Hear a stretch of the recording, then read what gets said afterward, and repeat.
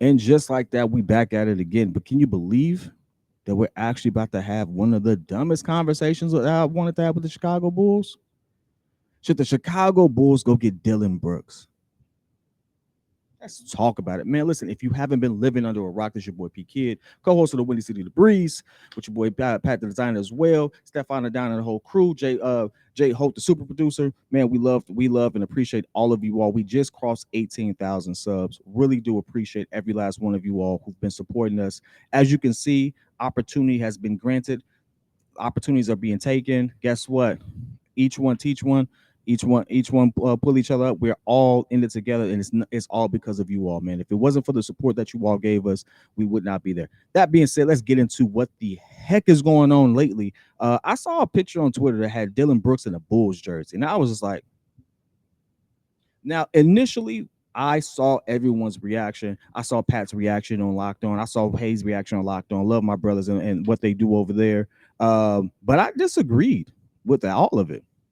One, and I think me and Hayes kind of share somewhat of a similar opinion as far as he's not as bad as people say he is. Dillon Brooks, for what he does and what he did uh, for the Grizzlies, he served a really good role, and that's the same role that honestly Patrick Beverly served for us.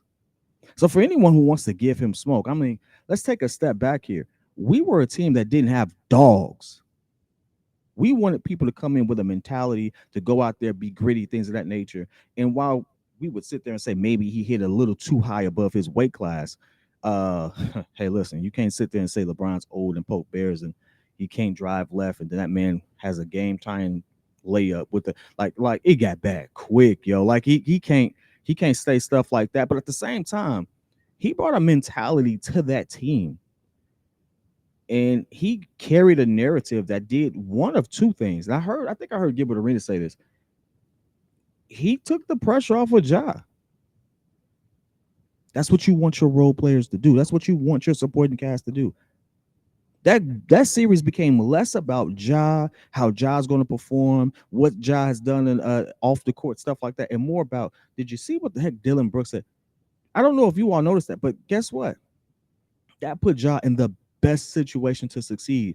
Realistically, if he hadn't injured his hand.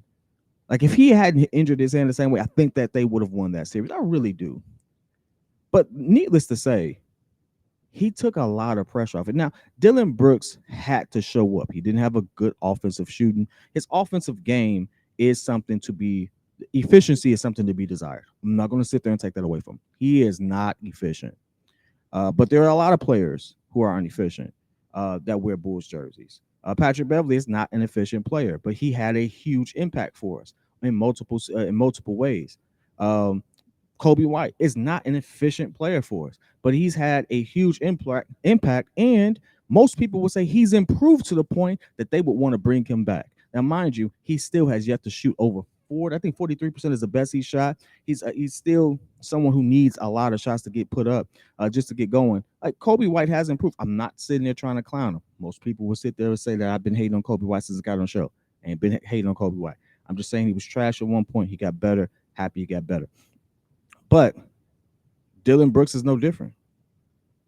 Dillon Brooks actually gives you more production at less minutes, if I'm not mistaken. I think it's about 27 minutes or so. He was averaging about 16, 17 points a game at one point, maybe 3 years ago. So he's actually improved. He went from 16, 17, 18. He had a down season this year, which, hey, we're talking about the freaking Bulls. We've had people have down seasons and not sit there and write them off. But the overarching thing in his defensive rating is not bad. It's not glorious, don't get me wrong, but it's not bad. He has a better defensive rating than I am. Dillon Brooks, for all intents and purposes, is not a bad player. And in fact, for what he can do, his size, how he can defend, the fact that he can occasionally hit some wide open shots, the fact that he is willing to step up and bring that type of mentality to a team, that dog, I think he would fit in the Bulls jersey just well. Now, do I want us to go out and get him? Different story. I'm not saying it. Here's your horses there. Not that. Hold up. You're done. Don't. I'm not saying that we need to do that. Right? I'm I'm not saying we need to do that, but I am saying that if we did it, I wouldn't be mad. That if we did it, that I honestly feel better. Well, like if I had to choose between Patrick Beverly and Dillon Brooks, I want Dillon Brooks. I want Dillon Brooks. I want somebody who's played with a star, who knows what it's like to play alongside a star, know what it's like to fill a particular role, not try to do too much, but do just enough so that he can sit. I want Dillon Brooks, the guy who gave me. So, do you know Patrick Beverly? I don't think he's ever averaged 18 points a game. I could be wrong there, but if he did, show it to me. Dillon Brooks, I know he's older, but like coming off of a 16, 17, 18 point game seasons, he would be like the third. He would literally be like he'd be fighting with Vooch as far as points per game. Like Dillon Brooks is not a fixture on the Grizzlies. He's not like the Grizzlies have cooked without him. Like they had a lot of talent over there. Like for real. Now, I will say this. I think that the media narrative and everything like that is really casting a different shadow on this whole thing because people are looking at the fact that he played poor and he some of this he did to himself. He talked out his behind. It came bit him in his behind and he didn't own up to it. He didn't face it. He didn't talk to the same media that he was, talking to when he was talking trash, which was lame. I'm not gonna lie, that was lame. Um, but I also think that they're trying to make him the scapegoat of something that realistically the culture in Memphis was just bad. With no vets, with no one to really reel that all the way in, that went off the rails quick. And now they're trying to backpedal and do some things. I don't like how he's being villainized in so many respects. Now, again, what he said about LeBron, stuff like that, all on him. But as far as how the organization seems to be handling it, as far as how everyone else seems to be coming out of the woodworks and them making a statement that he under no circumstances would be re-signed, I thought that was bad. I thought that was in poor taste, right? He didn't deserve that, right? I thought he was trying to he was trying to take advantage of a moment, make a name for himself, and not everything went his way. But you know what he did? He absolutely brought a mentality to that team. He kept that mentality up. He didn't do anything that Draymond doesn't do for the Warriors. The only difference is Draymond wins, but he also has the supporting cast to do so. If they were winning, no one would be sitting there having the same conversation about Dillon Brooks. Dillon Brooks is not going to be playing in no freaking China. There's a lot of players on the Bulls who could probably play in China or probably need to go play in China that do not give you Dillon Brooks production. Let's be real. Let's be fair. Some of the things that are being said, some of the things that are being reported, some of the attitudes of, what does he do well? He does a lot well. Guess what? You're not going to stop everyone. And do you realize that one of the best defensive guards in the league right now just got just totally obliterated? No one's saying anything about that. All right. Because we've seen him hold his own. Drew Holiday, Jimmy Butler ate Drew Holiday up. Right. Now we've seen that go the other way, but he ate Drew Holiday. This is an offensive league. You're not going to stop everyone all the time. Your job is to make life harder for them. You're not going to stop. There's very few lockdown defenders. And when we say lockdown defenders, we're talking about people who could still give you 30, but they do so below 40%. They still got you 30. Very few people who can lock down a defender or offensive player. That list is short. It gets shorter by the year because the league is not catered toward that.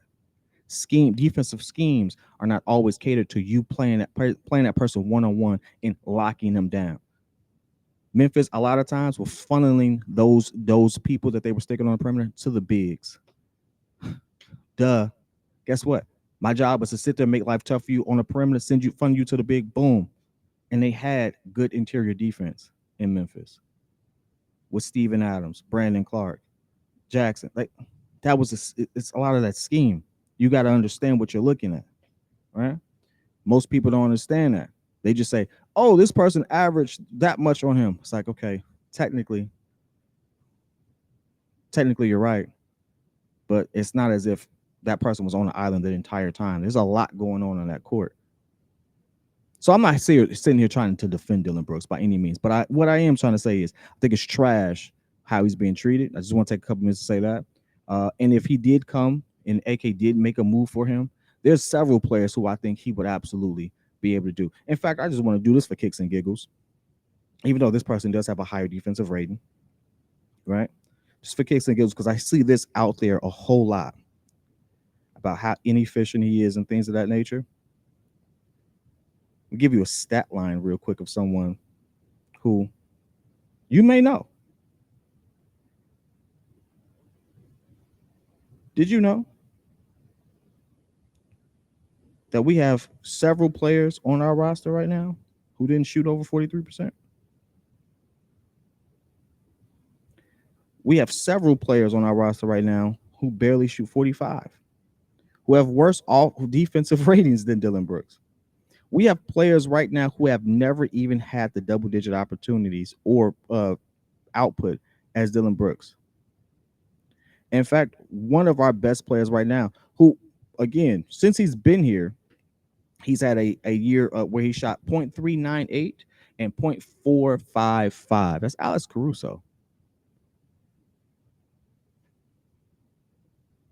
Alex Caruso, who I've been on record saying, hey, got to give me a little more. Ain't even sniffed close to some of the stuff that, now, I would say better defender, right? But ain't even sniffed close with offensive production there. What is one of the things that we always had an issue with? We had issues with having people with the right mentality. We didn't have dogs. We had people who could actually score when Zach or DeMar were not in the game, along with Vooch. Guess what? Dillon Brooks kind of fills in both those gaps. He's a dog. He's someone who's actually going to go out there and get it. He's someone who can defend. I'm not saying that he's a world breaker. I'm not saying he's going to change the entire complexity of the freaking game, but he's not a cone sitting there getting blown past every 5 freaking seconds. And at the end of the day, he can score better than several players on our roster. I think sometimes we just got to allow ourselves to sit back, think about what we're saying, really process what the heck is happening, because there are some people out there, even there's either other creators on teams who need a Dillon Brooks saying, oh, he needs to go to China. Shut up. Shut up. Like, listen, stop it. Stop it. That's my take, though. I want to know what you all feel. I feel like Dillon Brooks is someone who can absolutely help the Chicago Bulls if we made a move for him. Now, what does that take? What does it mean? How much does he get paid? Whole different ball game. I'm not saying that you go pay that man $20 million a year. But I'm saying if he wears a Bulls jersey, I think that we now have someone who, again, brings you the mentality that you want to get over the hump and can absolutely score when we have those lows if we need it. I want to hear what you have to say. I know a lot of you are going to disagree. That's why I made the video.